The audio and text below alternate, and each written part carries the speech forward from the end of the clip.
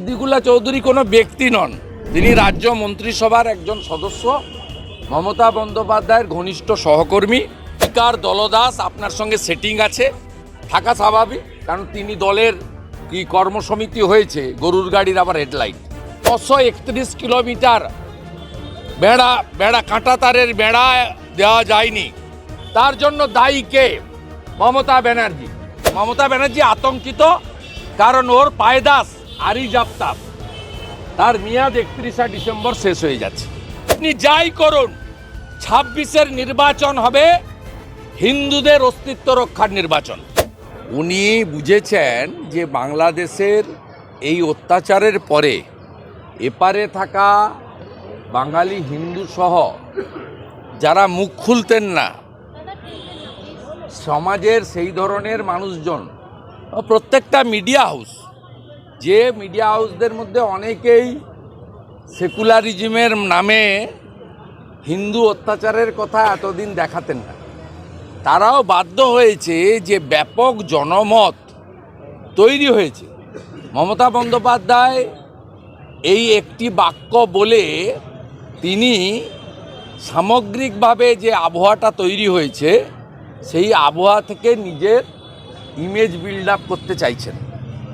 তার কারণ তার দলের সিদ্দিকুল্লাহ চৌধুরী মোহাম্মদ ইউনুসকে সমর্থন করছেন। মুখ্যমন্ত্রী যদি সত্যিকারে বাংলাদেশের হিন্দুদের উপরে, জনজাতিদের উপর অত্যাচার, বুদ্ধিস্টদের উপর অত্যাচার বন্ধ করতে চান, প্রথমেই সিদ্দিকুল্লাহ চৌধুরীকে মন্ত্রিসভা থেকে ছেঁটে ফেলুন। কারণ সিদ্দিকুল্লাহ চৌধুরী কোনো ব্যক্তি নন, তিনি রাজ্য মন্ত্রিসভার একজন সদস্য, মমতা বন্দ্যোপাধ্যায়ের ঘনিষ্ঠ সহকর্মী। সিএম অ্যাসেম্বলিতে বলছে ললিপপ না কি খাবো না কি করবো না, তা তিনি তার তো সিদ্দিকুল্লাহ চৌধুরীকে ছেঁটে ফেলুন না, যিনি মোহাম্মদ ইউনুসকে সরাসরি সমর্থন করছেন।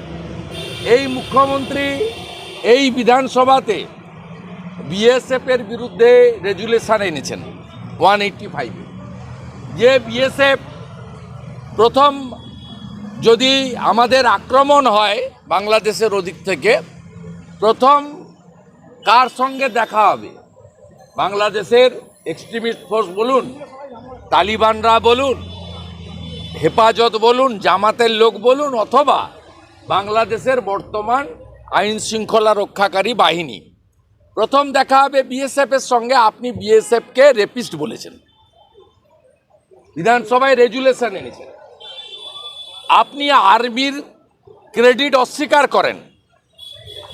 আপনি যখন অবন্তিপুরার পরে পাকিস্তানের ভিতরে এয়ারফোর্স স্ট্রাইক করেছিল, আপনি নবান্নর গেটে দাঁড়িয়ে বলেছিলেন ভিতরে ঢুকে যে মেরেছে তার প্রমাণ কোথায়? আর্মি যখন তার রুটিন অনুযায়ী সেতুর উপর দিয়ে গাড়ির কাউন্ট করছিলেন, তাদের রুটিন ওয়ার্কের মধ্যে পড়ে, আপনি সারা রাত্রি নবান্ন থেকে বলছিলেন যে আমার রাজ্যে আর্মি ঢুকিয়ে দিয়েছে কেন্দ্রীয় সরকার। অতএব আপনার এই ধরনের মানসিকতা, দ্বিচারিতা সবাই জানে।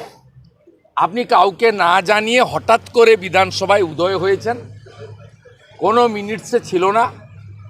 স্পিকার দলদাস আপনার সঙ্গে সেটিং আছে, থাকা স্বাভাবিক, কারণ তিনি দলের কি কর্মসমিতি হয়েছে গরুর গাড়ির আবার হেডলাইট, তার মেম্বার হয়েছেন। হঠাৎ করে 5-7 মিনিটের বক্তব্য, এবং বিধানসভায় বক্তব্য পার্সোনাল ফেসবুকে পোস্ট করা যায় না। অধ্যক্ষের ব্যবস্থাপনায় লাইভ হয়, সেটাও সিলেক্টিভ মুখ্যমন্ত্রীর জন্য। ভারতবর্ষের সব বিধানসভা লাইভ হয়, এখানে লাইভ হয় না, উনি ফেসবুকে দিয়েছেন। পশ্চিমবঙ্গটা কেমন চলছে এটা বিধানসভার দিকে তাকালেই পরিষ্কারভাবে বোঝা যায়।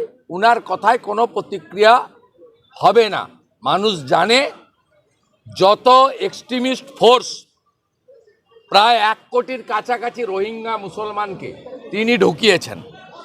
সবাই জানে ভারত বাংলাদেশের যে 4000 কিলোমিটার বর্ডার আছে, তার 2200 কিলোমিটার বর্ডার হচ্ছে পশ্চিমবঙ্গের 9টি জেলায়। এর মধ্যে 931 কিলোমিটার বেড়া কাঁটা তারের বেড়া দেওয়া যায়নি, তার জন্য দায়ী কে? মমতা ব্যানার্জি। মমতা ব্যানার্জি দায়ী। 931 কিলোমিটার কাঁটাতারের বেড়া নেই, অন্তত 20টা চিঠি আছে। 2022 সালে মাননীয় স্বরাষ্ট্রমন্ত্রী, 23 সালে অমিত শাহজি বিহার, ঝাড়খণ্ড, উড়িষ্যা, পশ্চিমবঙ্গের ইস্টার্ন রিজনের যে মিটিং করেছেন নবান্নতে, আমরা মাননীয় স্বরাষ্ট্রমন্ত্রী ফেরার সময় এয়ারপোর্টে জিজ্ঞেস করেছিলাম, আমাদের বিরোধী দলনেতা আমার আগ্রহে আমি জিজ্ঞেস করেছিলাম, উনি আমাকে বলেছিলেন, শুভেন্দু বিরাট একটা অংশে জমি পাচ্ছি না, আমি মুখ্যমন্ত্রীকে বিএসএফকে জমি দেওয়ার জন্য বাজার মূল্যে আমরা নিতে চাই, টাকা আমরা প্রোভাইড করব, আমি সেই রিকোয়েস্ট করতে এসেছিলাম। গত কয়েকদিন আগে যখন পেট্রোপোলে কর্মসূচিতে এসেছিলেন ভারত সরকারের স্বরাষ্ট্রমন্ত্রী এবং তার সঙ্গে ভারত সরকারের স্বরাষ্ট্র সচিব গোবিন্দ মোহন, স্বরাষ্ট্রমন্ত্রীর সরকারি প্রোগ্রামের পরে মাননীয় গোবিন্দ মোহন স্বরাষ্ট্র সচিব নবান্ন এসে মুখ্য সচিব স্বরাষ্ট্র সচিবের সঙ্গে মিটিং করে গেছেন। সম্ভবত মুখ্যমন্ত্রীকেও অ্যাপ্রোচ করেছেন, আমার জানা নেই, কিন্তু মুখ্য সচিব স্বরাষ্ট্র সচিব মিটিং করেছেন, জমি দিন, জমি দিন। এমনকি এই লজ্জা রাখার জায়গা নেই, বর্ডারে এই মৌলবাদী জঙ্গি এদেরকে আটকানোর জন্য ভারত সরকার সুপ্রিম কোর্টে গেছে, যখন অজয় ভাল্লা সচিব ছিলেন জমির জন্য। Mamata Banerjee 931 kilometre out of 2200 kilometre জমি দিচ্ছেন না, যাতে ওইখান থেকে রোহিঙ্গা মুসলমানরা আসেন এবং গোটা বাংলা কেন গোটা ভারতের ডেমোগ্রাফি পাল্টে দেন, সর্বনাশটা করেন। উদাহরণ এক, আব্দুল মান্নান লালটু শেখ ধরা পড়েছিল সোনারপুরে, 17টা ফেক আইডি কার্ড বেরিয়েছিল, আধার কার্ড, এপিক কার্ড হিন্দু নামে। ইন্দোরের সেক্স র্যাকেট এইখান থেকে গেছে, ধরা পড়েছে। গত 15 দিন আগে বাঙ্গালোরে কংগ্রেসের সরকার 8 জন ধরা পড়েছে বাংলাদেশি, তারা ফেক আধার কার্ড নিয়ে গেছেন এবং বানিয়ে দিয়েছে পশ্চিমবঙ্গ। বর্ডার এলাকায় তৃণমূল কংগ্রেসের নেতারা এই কাঁটাতারের বেড়া না থাকার সুযোগ নিয়ে যত জঙ্গি, মৌলবাদী এবং যে হুজুররা প্রকাশ্য ধর্মীয় সভা করে বলছেন ওদের তো দুটো আছে, আমার 12টা আছে, ওদের তো পরমাণু বোমা আছে, আর আমি জনসংখ্যার বিস্ফোরণ ঘটাইয়া পৃথিবী দখল করিয়া ফেলিব, ভারত তো কোন ছাড়, তাদেরকে আপনি এখানে লালিত পালিত আশ্রিত করে ফর্জি আধার কার্ড, বেআইনি এপিক কার্ড, রেশনের সুবিধা, 100 দিনের কাজের সুবিধা পর্যন্ত দিয়েছেন। নদিয়া জেলা, মুর্শিদাবাদ জেলার নবগ্রামে 2019-20 ধরা পড়েছে 100 দিনের কাজের টাকা বাংলাদেশের ব্যাংক অ্যাকাউন্টে গেছে। তাই মমতা ব্যানার্জির কাছ থেকে এসব কোনো কথার বাস্তবতা নেই। দম থাকলে দুটো কাজ করে দেখান মমতা ব্যানার্জি। সিদ্দিকুল্লাহ চৌধুরীকে, মোহাম্মদ ইউনুসকে সমর্থন করার জন্য মন্ত্রিসভা থেকে বরখাস্ত, আর কালকেই বাজার মূল্যে ভারত সরকার যে জমি চেয়েছে কাঁটাতারের বেড়া সম্পূর্ণ করার জন্য, জমি অ্যালট করে দিন, করে দেখান। আপনি দেশভক্ত, দেশপ্রেমিক, আপনি রাষ্ট্রের পক্ষে, আপনি মৌলবাদী জঙ্গিবাদের শক্তির বিরুদ্ধে, আপনার কাজের মাধ্যমে প্রমাণ করুন। বিমান বন্দ্যোপাধ্যায়ের দয়ায় ফেসবুক পোস্টিং করে কোনো লাভ নেই। মমতা বন্দ্যোপাধ্যায় বলছেন যে বিএলওরা মৃত ব্যক্তিদের নাম ভোটার লিস্টে ঢুকিয়ে দিচ্ছে। মানে এতদিন ধরে আপনারা অভিযোগ করছেন। ভোটার লিস্ট পরিচ্ছন্ন হোক আমরা চাই। ভারতীয় জনতা পার্টি 16 লক্ষ ডবল এন্ট্রির নাম জমা দিয়েছে। এই 16 লক্ষ ভোট, এরা যেহেতু পশ্চিমবঙ্গে 8 দফা, 9 দফায়, 7 দফায় ভোট হয়, এরা বিভিন্ন জায়গায় পাল্টে পাল্টে এসে ভোট দেয় এবং হাতের কালি মুহূর্তের মধ্যে তুলে দেয় কেমিক্যাল লাগিয়ে, জামা বদল করে ভোট দেয়, বোরখা পরে ভোট দেয়। অতএব আমরা পরিচ্ছন্ন চাই। মমতা ব্যানার্জি আতঙ্কিত, কারণ ওর পায়দাস আরিজ আফতাব তার মেয়াদ 31শে ডিসেম্বর শেষ হয়ে যাচ্ছে। এতদিন পশ্চিমবঙ্গে যত ভোটে লুট হয়েছে তার নেতৃত্ব দিয়েছেন আরিজ আফতাব, মমতা ব্যানার্জির পায়দাস, আর সাধারণ স্থানীয় নির্বাচনে লুট করেছে রাজীব সিনহার নেতৃত্বে। তাই পশ্চিমবঙ্গ পুলিশের ক্রেডিবিলিটি আজকে সুপ্রিম কোর্টে কোথায় গেছে? একটা নন পলিটিক্যাল নির্বাচন, সিম্বল নেই, পার্টি ব্যানারে লড়াই হয় না, ঝান্ডা থাকে না, সমবায়ের ভোটে যে সুপ্রিম কোর্ট সাংবিধানিক বেঞ্চ, যে সুপ্রিম কোর্ট বড় বড় জাজমেন্ট দেন, ভারতবর্ষকে দিশা দেখান, তারা আজকে পশ্চিমবঙ্গে সামান্য সমবায় ভোট, যেখানে সাধারণ মানুষ ভোটার নয়, শেয়ার হোল্ডাররা ভোটার, সেখানে বলছে প্যারামিলিটারি ফোর্স দিতে হবে এবং কোঅপারেটিভ ইলেকশন কমিশনকে গাড়ি করে নিরাপত্তা দিয়ে শেয়ার হোল্ডারদের ভোট গ্রহণ কেন্দ্রে নিয়ে যেতে হবে, ফিরিয়ে দিতে হবে। কোন রাজ্যে আপনি বসবাস করছেন? সমবায়ের ভোট, তাতে paramilitary order by the supreme court of India. এর পরেও মমতা ব্যানার্জির মুখ থেকে ভাষণ শুনতে হবে, যান বেরিয়ে আসুন দীঘা থেকে, কোনো লাভ হবে না।